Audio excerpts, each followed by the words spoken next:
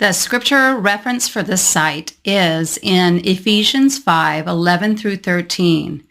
And it says, "And have no fellowship with the unfruitful works of darkness, but rather expose them. For it is shameful even to speak of those things which are done by them in secret. But all things that are exposed are made manifest by the light. For whatever makes manifest is light."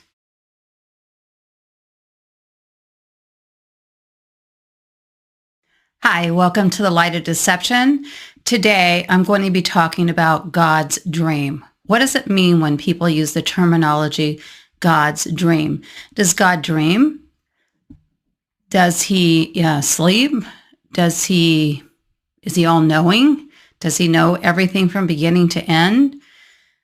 What does this terminology God's dream mean? So we're going to be looking at that. First, I want to start off with a booklet that Warren B. Smith put out. It's called God's Dream, Satan's Ultimate Scheme. What does this say? So I'm going to just be looking at the booklet in a small snapshot of what this is about. It says the concept of God's dream has been cleverly designed to bring everyone in the world and the church into spiritual alignment, into spiritual formation, into a oneness with the coming false Christ. This booklet reveals the original meaning of the term and warns that the immediate challenge for today's church is to expose God's dream for the dangerous device that it is, not to present it as an acceptable Christian term or concept. So be warned. Here is Warren Smith to tell you about God's dream. Here. Well, the reason I wrote the booklet is because over time, I've come to realize that this phrase, God's dream, is an important overlapping concept that is attempting to weave the world and the church together, many of the world's, or most of the world's religions, the world itself, and the church together for the single purpose of achieving world peace on human terms. The term God's dream first came at me when I read Rick Warren's book, The Purpose-Driven Life, and he followed that book up by having a peace plan that took off from his book, and he said that his peace plan was God's dream for you and the world. And there was just something about that term, God's dream, that didn't seem biblical, and it's not, and it just kind of piqued my interest, and I quickly found out that he got the term from Robert Schuller, his undeclared mentor. Schuller had used the term frequently in his 1974 book, Your Church Has Real Possibilities, and Rick Warren has openly stated that he read that book when he was a young pastor. So God's dream came, at least from my perspective at the time of Rick Warren's book, came from Robert Schuller, which made me immediately suspect because Schuller had been very familiar and favorable to one of my New Age mentors, Gerald Jampolsky, who was an advocate of A Course in Miracles, which is the New Age Bible. So that just started the ball rolling. And without going into too much great detail, I soon found out that the term was being used by a lot of New Age leaders. And then most recently, just in the last 5 or 6 months, I realized that the term was being invigorated and pushed even harder by Rick Warren and many Christian leaders. And I was appalled to find out that this term God's dream, when you Google it, comes up mainly a Christian term now. You just have person after person, Christian leader after Christian leader, using the term God's dream. And so I went even further in my research, and I was able to find out that this term first surfaced, as far as I could find, in the early 20th century with Theosophy and New Age magazines, New Century Path magazine, and they used the term God's dream. And then I was appalled to find out that the false Christ Maitreya, the New Age false Christ Maitreya, who claims to be on earth right now waiting for humanity to call him forth, has used the term God's dream. Oprah Winfrey's used the term God's dream.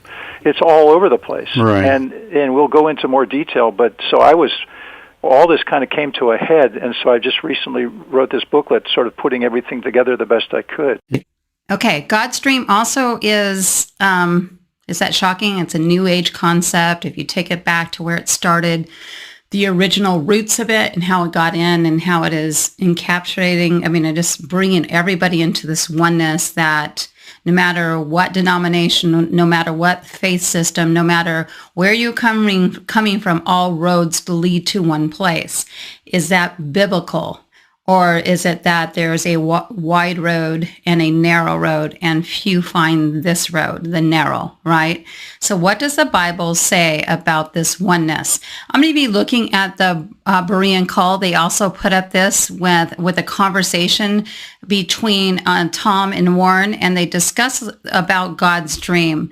And we'll just go through just a small snapshot of this in this conversation to where this all started. So Warren, exactly, and what it comes down to, Tom, is it's almost like some of our so-called Christian leaders are saying, we just couldn't quite understand quantum physics back. When Jesus was around, so he didn't really bring it up. And so now, with all these understandings and quantum physics, it's promoting. They're saying that God is in everyone and everything.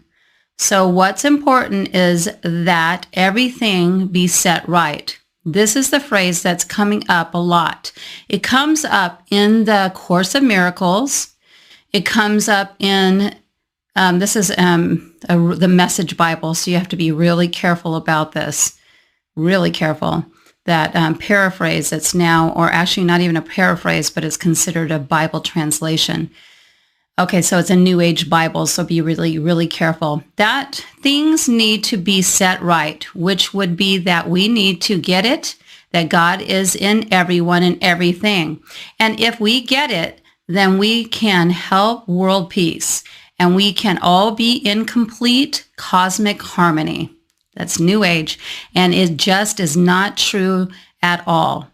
And the book of Revelation absolutely contradicts that, and it's being overlooked. So what does the Bible say, and what does the book of the Bible say? What does the living Word of God say about these things? It says here again, the New Age says there is an alternative to Armageddon. And the church is walking right into the trap. So it's deception at the roots, at the very root of this terminology, God's dream. Does the Bible ever talk about God's dream? Does the Bible talk about God's plan? Does it say God's plan for mankind? And then so how could it be that a plan and a dream become the same thing? No. So this is the terminology from the New Age. It has its twist and very much mysticism. And so we have to be really mindful of this. I'm also going to pull up a little bit of Lighthouse Trails. Here he talks about God's dream as well, and a little bit more on the booklet. And then we're going to have Warren Smith close it up with an ending thought. So here it says, beware of God's dream. What this booklet shows me is the dismaying amount of ignorance prevalent in today's Christian congregations. If people would read their Bible, they could discern false teachings such as preaching or authors who promote something called God's dream. The push of God's dream is to get Christians to trap themselves in New Age teachings, cleverly disguising as a call to Christian unity. So we do not unify under deception. We do not unify under unbiblical truths. We unify under truth that is found in the Word of God alone. It says, please read this to find out which of your popular and favorite pastors have bought into the devil's lies. Deception at the roots. So this was actually a comment from the booklet that Warren Smith put out. And it says the terminology God's dream and this is from Warren. It says, and you will immediately find countless references on Christian websites to this popular spiritual term. An ever-increasing number of Christian authors, pastors, youth leaders, and evangelicalists, bloggers, musicians, and everyday believers are using the term God's dream as if it were something sound scripturally. It doesn't. Keep looking and you will find that the concept of God's dream is also presented by a wide variety of New Age leaders, authors, gurus, bloggers, and false Christ.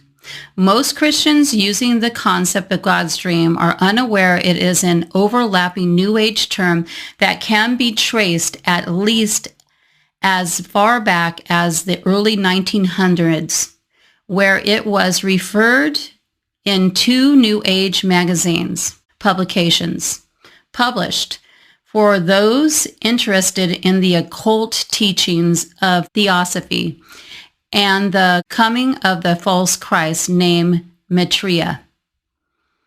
God's Dream was a title of a poem that prefaced an article about practical theosophy in the 1904 issue of the New Century Path magazine. And it says, number one, God's Dream also appeared in an article about reincarnation in a 1916 issue of the Theosophical Path magazine, the latter rain. So be extra careful. God's Dream, where's the roots? Where is it coming from? Is this a terminology that you can use and just say, oh, it just means God's plan? Or is it something that means something completely different? Take everything to the Word of God to see if these things are truths, because there is a way that seems right to a man, but in the end is death, right? There is a way also we're going to lean not on our own understanding, but in all our ways we're going to acknowledge Him, and He is going to direct our path. I say this all the time, because Jesus is the way, the truth, and the life. No man comes to the Father except through Him. So there's no other way to do it. So be very cautious. Here is Warren Smith to close out this episode.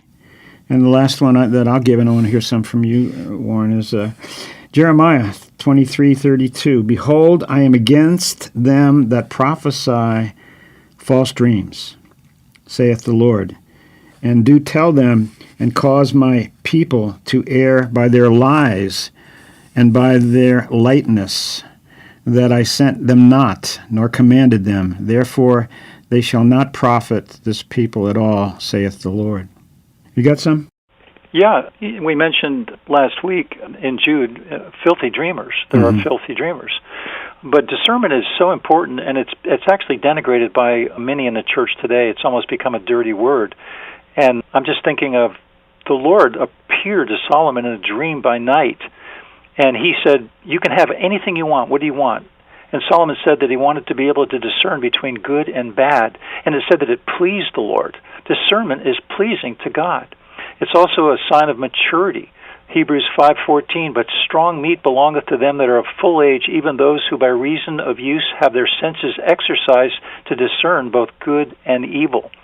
The Word of God discerns thoughts and hearts. Hebrews 4:12, for the Word of God is quick and powerful and sharper than any two-edged sword, piercing even to the dividing asunder of soul and spirit, and of the joints and marrow, and is a discerner of the thoughts and intents of the heart. And of course, the theme for your whole ministry, Acts 17:11, these, the Bereans, were more noble than those in Thessalonica, in that they received the word with all readiness of mind and searched the Scriptures daily, whether those things were so. 2 Timothy 2:15, study to show thyself approved unto God, a workman that needeth not to be ashamed, rightly dividing the word of truth. And last one that I would mention is that we are to approve things that are excellent, Philippians 1:9-10. And this I pray, that your love may abound yet more and more in knowledge and in all judgment, that ye may approve things that are excellent, that ye may be sincere and without offense till the day of Christ. Right. God's dream is not an excellent phrase. Right. And it should not be used by Christians. Right. Let me add Jeremiah 29:8. For thus saith the Lord of hosts, the God of Israel, let not your prophets or your diviners that be in the midst of you deceive you, neither hearken to your dreams, which ye caused to be dreams, Hi, at the very end, I wanted to let you know that the Light of Deception, this channel will be going to bi-weekly to monthly updates. So you will see new videos coming uploaded every other week to once a month coming into the new year in January 2023. So look forward to these updates. They'll be coming to you definitely, if not twice a month, once a month for sure. Thanks for listening. Bye-bye.